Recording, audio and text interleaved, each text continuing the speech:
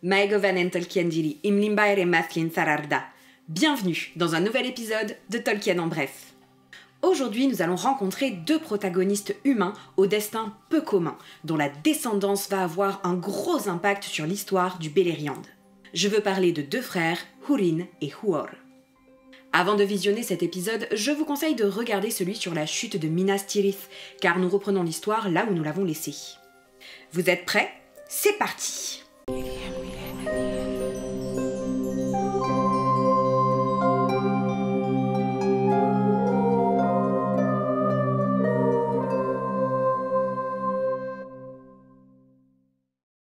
Donc, avant la bataille de la Dagor Bragollach, les Haladin et ceux du peuple de Hador s'étaient réunis lors d'une grande fête.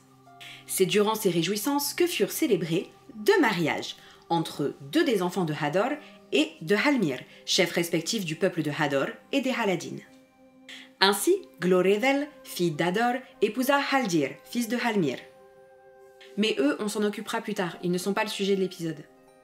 Et Galdor, fils d'Hador, épousa Hareth, fille d'Halmir. Galdor et Hareth eurent deux fils, Húrin en 441 du premier âge et Huor en 444. Húrin et Huor furent élevés dans le Brethil par Haldir, car même si la famille de leur père était dans le Dordlomin, il était coutume chez ces Edain que les enfants soient élevés par l'oncle. Húrin était plus petit que les hommes du peuple de Hador, de par son sang Haladin, mais sur tous les autres points, il ressemblait à son grand-père Hador. Clair de visage, cheveux blonds, fort et avec une âme ardente. Il était également connu pour être infatigable et particulièrement endurant, leste et vif. Huor, le cadet, était en revanche le plus grand de tous les Edain, hormis plus tard son propre fils, et était un coureur rapide. Mais si la course était longue et dure, c'était alors Húrin qui l'emportait, car il était plus endurant. Les deux frères s'aimaient profondément, et dans leur jeunesse, il était très rare qu'ils soient séparés. Vous vous souvenez qu'après la prise de Minas Tirith par Sauron, les orques attaquèrent également le Brethil en 457 du premier âge. Húrin et Huor, alors respectivement âgés de 16 et 13 ans, participèrent au combat. Car même s'ils étaient jeunes, personne n'aurait pu les en empêcher. Même si cette bataille fut une victoire pour les Haladin, elle tourna relativement mal pour les deux frères. En effet, au bout d'un moment, leur compagnie fut séparée des autres et ils furent pris en chasse par les orques jusqu'au gué du Brithiac, où la mort ou la capture les attendait à coup sûr. Mais c'était sans compter sur Ulmo. Ulmo, malgré la tournure plutôt dramatique de la dernière grande bataille, n'avait pas pour autant perdu son pouvoir et était toujours présent dans le Sirion.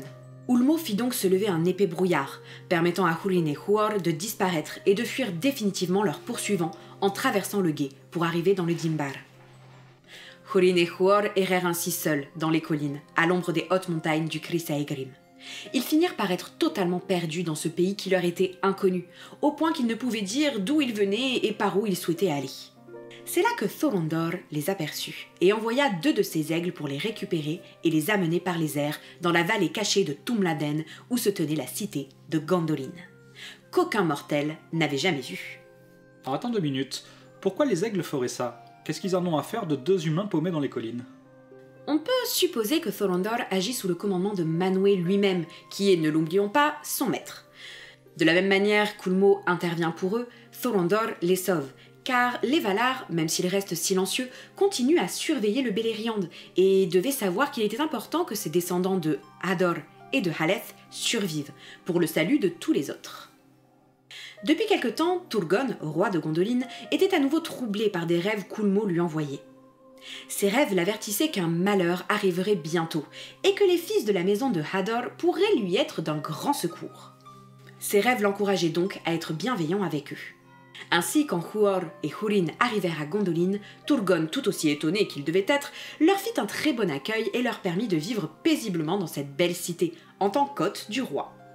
Turgon se prit d'affection pour eux, et très souvent, ils s'entretenaient ensemble. Pendant leur séjour, Húrin et Huor apprirent donc grand nombre de choses auprès des elfes, mais ils apprirent également à connaître le roi et ses intentions. Mais au bout d'un an, en Gondolin, Huor et Húrin souhaitaient déjà repartir. Or, la loi de Gondolin était claire. Quiconque pénétrait en Gondolin devait y rester jusqu'au jour où le roi déciderait lui-même de se révéler. Mais outre cette loi, Turgon, aimant profondément les deux garçons, n'avait tout simplement pas envie de les voir partir. Húrin et Huor supplièrent alors le roi, lui rappelant que si les elfes pouvaient attendre longtemps leur heure pour affronter leur ennemi, ce n'était pas le cas des humains, pour qui le temps filait à toute vitesse. Or, ils souhaitaient tous deux retourner auprès de leur peuple et partager leurs combats et leurs souffrances. Ils ajoutèrent également que techniquement, ils n'avaient pas découvert l'entrée de Gondolin et qu'ils ignoraient également où ils se trouvaient, étant donné qu'ils étaient arrivés par les airs. Ils étaient donc bien incapables d'indiquer à quiconque le chemin de la cité. Turgon céda donc face à cet argument. Il acceptait de les laisser partir à condition qu'ils quittent la cité également par les airs. Leur départ dépendait donc de Thorondor, et à leur grand soulagement, ce dernier accepta de les porter hors de la cité. Si Turgon fut attristé de ce départ, même s'il eut la sensation qu'il pourrait bientôt les revoir, il y en avait un qui était content de les voir partir, Maeglin. Car il n'avait aucun amour pour les humains et n'aimait pas trop partager l'affection du roi avec eux. Maeglin dit d'ailleurs à Húrin avant son départ qu'ils étaient fort chanceux de pouvoir ainsi partir et que la loi s'était adoucie par rapport au passé. Húrin, qui avait tout de même conscience de la grâce que lui accordait le roi, prêta alors serment devant Maeglin. Lui et son frère jurèrent de ne jamais révéler les intentions du roi, ni de parler à qui que ce soit de ce qu'ils avaient vu ici. La nuit suivante, les aigles les récupérèrent et les emmenèrent par les airs dans le Dor-lómin, pays de leur père. Dans les premières versions du récit, Húrin et Haleth le chasseur, remplacé ensuite par Handir, petit-fils de Haleth, trouvaient l'entrée secrète de Gondolin l'année avant la Dagor Bragollach, alors qu'ils chassaient dans ce coin-là. Soit par la volonté d'Ulmo, soit car ils épièrent les gens de Turgon et les suivirent. Ils auraient alors été chopés par les gardes de la cité. Là aussi, Turgon leur faisait bon accueil et ils repartaient également par les airs après avoir appris qu'une nouvelle bataille se préparait, souhaitant partager les souffrances de leur peuple. Les gens de Hador furent ravis et très étonnés de voir Húrin et Huor débarquer soudainement, car ils avaient reçu des messages venant du Bréthil disant qu'ils avaient disparu. Tous, et notamment leur père, les pressèrent de questions sur ce qu'il s'était passé pendant cette année, car en plus, ils ne revenaient pas en mode sauvageon, ils avaient été bien nourris et bien habillés. Galdor, leur père, supposait donc, à juste titre, que d'autres que les aigles leur étaient venus en aide. Mais les deux frères restèrent muets comme des carpes et ne dirent pas un mot de leur aventure. Malgré leur silence, leur père et de nombreux autres devinèrent la vérité. Et la rumeur de l'étrange aventure d'Húrin et Huor parvint jusqu'aux oreilles de Morgoth, qui commença à s'inquiéter. Morgoth envoya donc encore plus d'espions pour tenter de retrouver Finrod et Turgon, car il savait que les deux rois étaient cachés dans des places fortes et continuaient donc de le menacer. Il rappela également le gros de son armée à Angband, car il savait qu'il devait assembler de nouvelles forces s'il voulait définitivement vaincre son ennemi. Car en effet, Morgoth avait tiré des leçons de Dagor Bragollach. Même si cette bataille avait clairement bien fini pour lui, il se rendit compte qu'il n'avait pas suffisamment considéré la force des Noldor et de leurs amis les Edain. D'ailleurs, il avait beau tenir la passe du Sirion et le Dorthonion, il voyait bien que les Eldar se remettaient de leur surprise et commençaient à regagner du terrain petit bout par petit bout, permettant au sud du Beleriand de gagner de petites années de paix. Morgoth fit donc redoubler l'activité des forges à Angband. Et puisque nous avons parlé de Turgon, il est important de savoir que ce dernier, depuis la rupture du blocus d'Angband, était très inquiet, voyant arriver la fin des Noldor. Il se doutait également qu'il ne pourrait s'en sortir sans l'aide des Valar. Il envoya donc certains de son peuple discrètement aux bouches du Sirion et sur l'île des Valar, où ces derniers avaient pour mission de construire des navires pour naviguer dans l'ouest et tenter d'atteindre le Valinor pour demander le pardon et l'aide des Valar. Malheureusement, Valinor restait caché et jamais aucun de ces navires ne parvint à accomplir sa mission. Peu d'entre eux revinrent et la plupart des marins moururent en mer. En 462 du Premier Âge, soit 7 ans après la Dagor Bragollach, Morgoth attaqua à nouveau, notamment en envoyant une armée importante contre le Hithlum, qui lui résistait encore et toujours. Il eut alors un terrible combat dans l'école des montagnes ombreuses, où Galdor, chef de la maison de Hador, combattant au nom du roi Fingon, mourut, percé d'une flèche, pendant le siège d'Eithel Sirion, tout comme son père Hador quelques années avant. Húrin, qui avait désormais atteint l'âge d'homme, soit 21 ans, prit le relais.